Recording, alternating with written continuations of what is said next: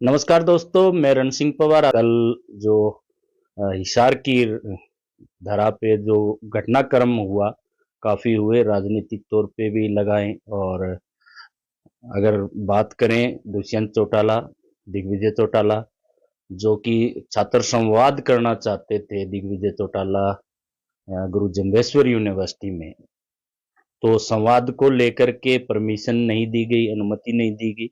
अनुमति नहीं दी तो वो अपने छात्र संघ और कार्यकर्ताओं के साथ वीसी से बात करने पहुंचते हैं। पुलिस बल तैनात किया जाता है, धक्का मुक्की होती है, गमले तोड़े जाते हैं, क्यारों को भी तोड़ने का ऐसे जो है किया जाता है प्रयास। और उसी को लेकर के हिसार पुलिस ने एक एफआईआर दर्ज की, 6 कार्यकर्ताओं को जजपा के ठा लिया जाता है। उसके बाद में बीच बचाव में डिप्टी सीएम दुष्यंत चौटाला भी हिसार पहुंचते हैं। उन्होंने भी एक घटनाक्रम और होता है कि उनकी गाड़ी को रोका जाता है। उन्होंने आरोप लगाया कि उन पे गन तान ली गई, और इसको लेकर के बयानबाजी खूब चलती है।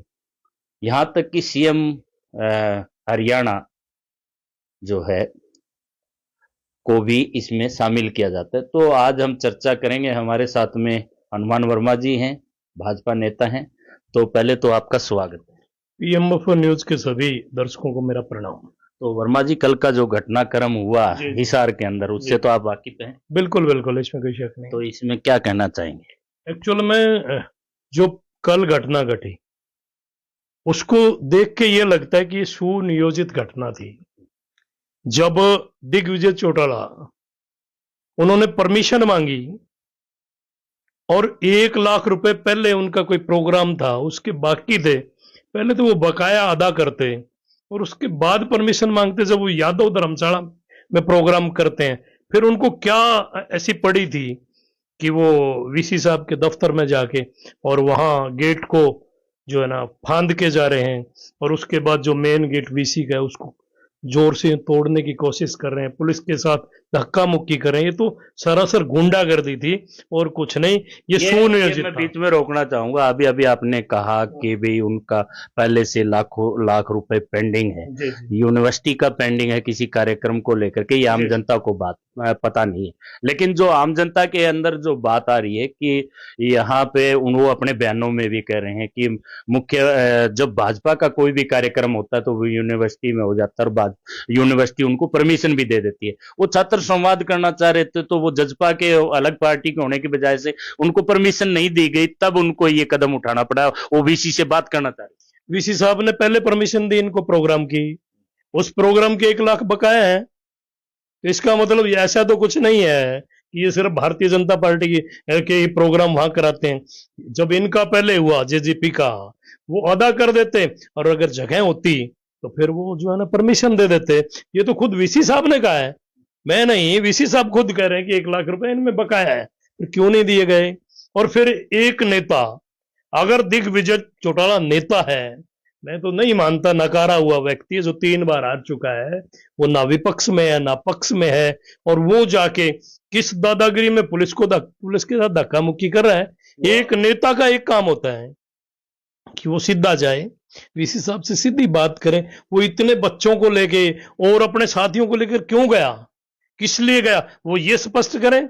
और दूसरी बात, जो आप ये देखें कि वीसी का जो दरवाजा है, अगर आपने वो वीडियो देखी है तो किस तरीके से ये लोग यूं हिला रहे थे, और ये दिग्विजय वहीं खड़ा था। तो इसको मना नहीं करना चाहिए था कि आप गलत काम क्यों कर रहे हैं, पुलिस से धक्का मुक्की क्यों कर रहे हैं। मैं तो पुलिस से भी एक बात कहना चाहता हूं, जो लोग ऐसा करते हैं, जो ऐसे गुंडागर्दी फैला रहे हैं, उनको तुरंत अरेस्ट करना चाहिए था। तो रात को उठा तो लिया, 6 कार्यकर्ताओं को उठाया भी है रात को। और यहाँ तक कि आप भाजपा से जुड़े हुए हैं, भाजपा की सरकार है, और इस पुलिस ने जो है महिला कर्मचारी जो है, महिला पुलिसकर्मी रात को उनके साथ में नहीं थी, ऐसे भी आरोप दिग्विजय लगा रहे हैं। दिग्विजय के जब जो वहां यूनिवर्सिटी में जब वो महिला कर्मी खड़ी थी, तब तो इसको ये डर था इनको क्यों बुलाया। और अब जब वहां जब एक्यूज जो होता है वो जेंट्स है, तो उसके लिए जेंट्स ही जाएंगे, दूसरे थोड़ी जाएंगे। ये तो वैसे ही जो है ना ऐसी बातें कर रहे हैं, और ये बिल्कुल सफेद झूठ बोल रहे हैं सारी चीजें। आज मैंने इनका पेज देखा, वहां पे ये मुख्यमंत्री को गुंडा बता रहा है। ये इसने गुंडा मुख्यमंत्री नायब सिंह सैनी को नहीं कहा।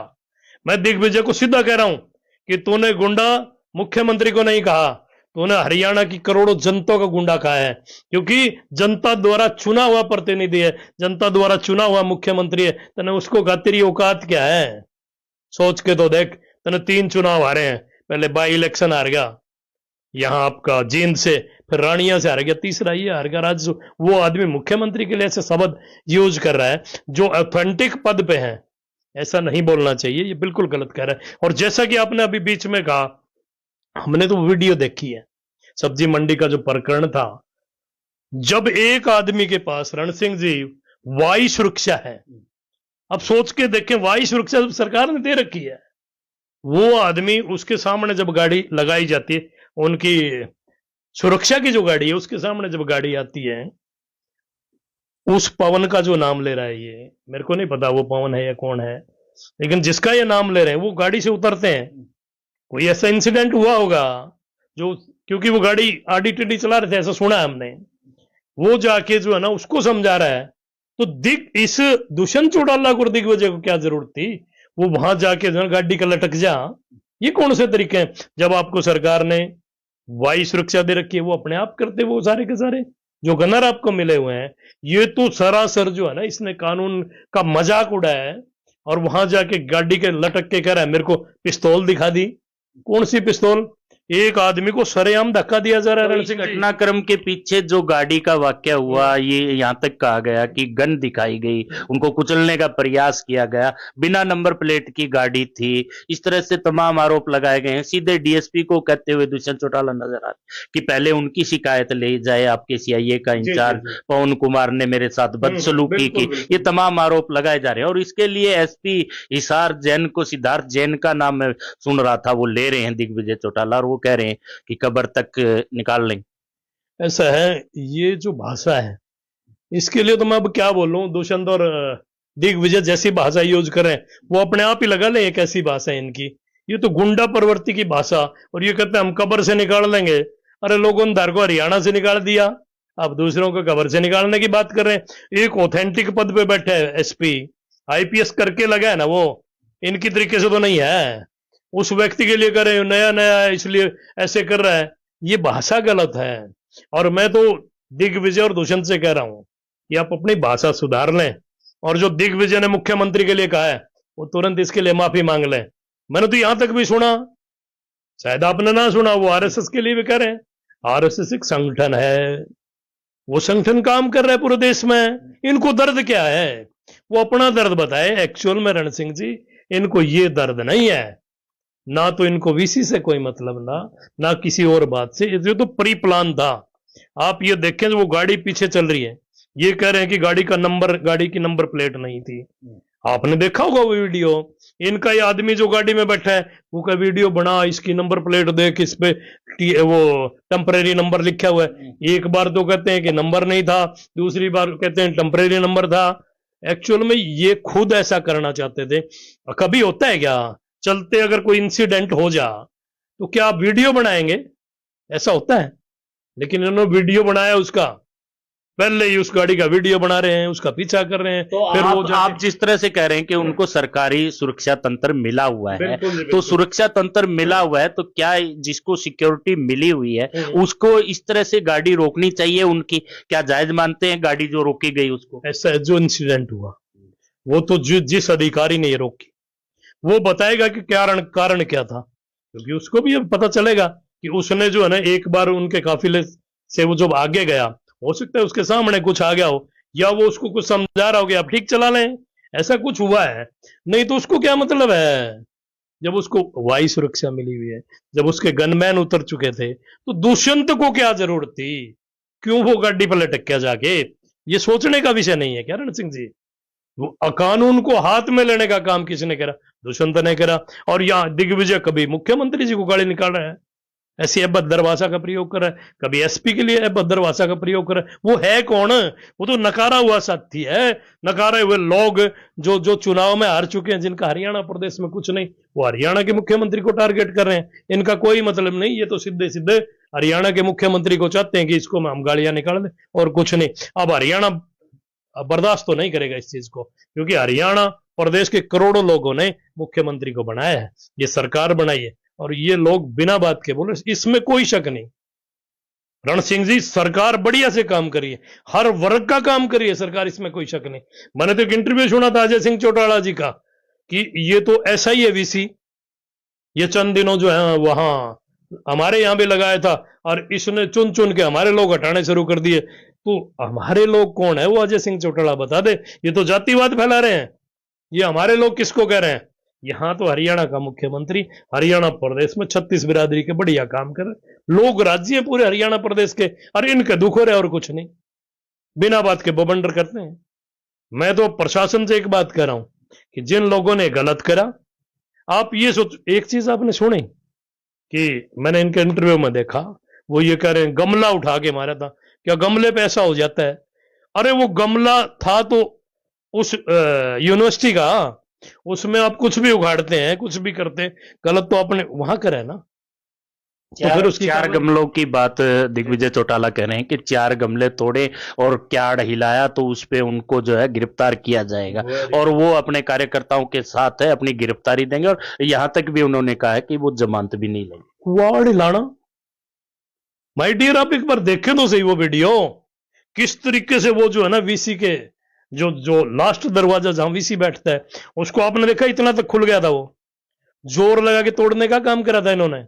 वो तो ठीक है, बढ़िया माल लगा रखा था, टूटा नहीं, लेकिन इनका तो काम यही था, इन लोगों ने, और कुछ नहीं।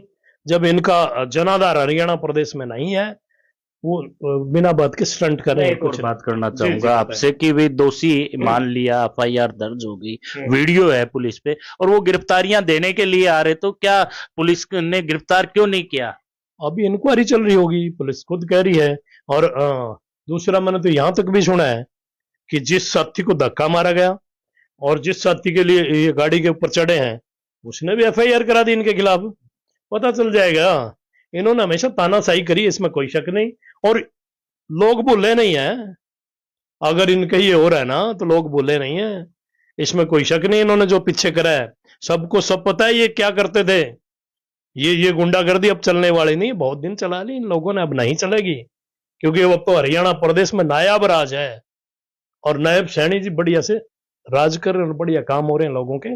फिर मैं तो इनसे एक बात कहना चाहता हूं, अगर राजनीति करनी है तो ठीक से करें, ये ऐसे स्टंट दिखाने से कुछ होने वाला नहीं है, क्योंकि जिनके जनाधार चले गए, वो अपना जनाधार बढ़ाने के लिए कुछ करें, ये तो लोगों को बिना बात का तंग कर रहे हैं और कुछ नहीं। हरियाणा के अंदर राजनीति के स्टंट बोले या कुछ भी घटनाक्रम अनावश्यक हो चुका है, वो हिसार में हुआ, और गुरु जम्बेश्वर यूनिवर्सिटी में बड़ी पार्टी जेजेपी, जो कि सत्ता के अंदर डिप्टी सीएम भी रहे दुष्यंत चौटाला, और उनके भाई दिग्विजय चौटाला यहाँ पे संवाद करना चाहते थे, उसको लेकर के जो मामला बिगड़ता गया, आगे से आगे मामला होता गया, यहाँ तक कि जो है दिग्विजय ने जो है मुख्यमंत्री को भी इसमें शामिल किया, एसपी हिसार को शामिल किया। तमाम बातें, घटनाक्रम जो है किसी से भी छिपे हुए नहीं है, सोशल मीडिया पे सारी वीडियोज, बयान सारे आए हुए हैं। तो हमने चर्चा हनुमान वर्मा भाजपा नेता से की। आपका क्या कहना इस चर्चा के विषय में कमेंट बॉक्स में जरूर लिखें। बने रहिए पीएम न्यूज से, मैं रण सिंह पवार।